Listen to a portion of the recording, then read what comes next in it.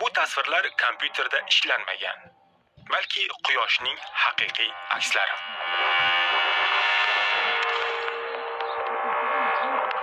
NASAning fazodagi maxsus teleskopida olingan ushbu tasvirlar ilk bora quyoshni shu qadar aniq hamda yaqindan ko'rishimizga imkon yaratmoqda.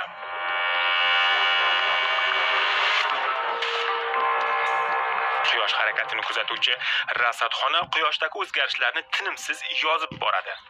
Har 12 soniyada esa juda kichik harakat hamda o'zgarishlarni ham akslantiruvchi o'ta aniq video tasvirlarni oladi.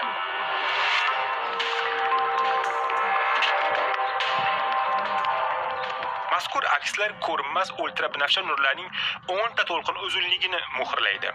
Har bir to'lqin uzunligi esa muayyan harorat hamda rangni anglatadi.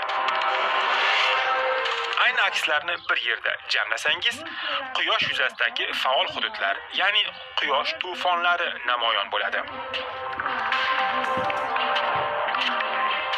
Bu yerdagi tasvirlar haqiqiy bo'lsa-da, quyosh yuzasidagi harakatlar asl videodagidan ko'ra ancha tezlashtirilgan.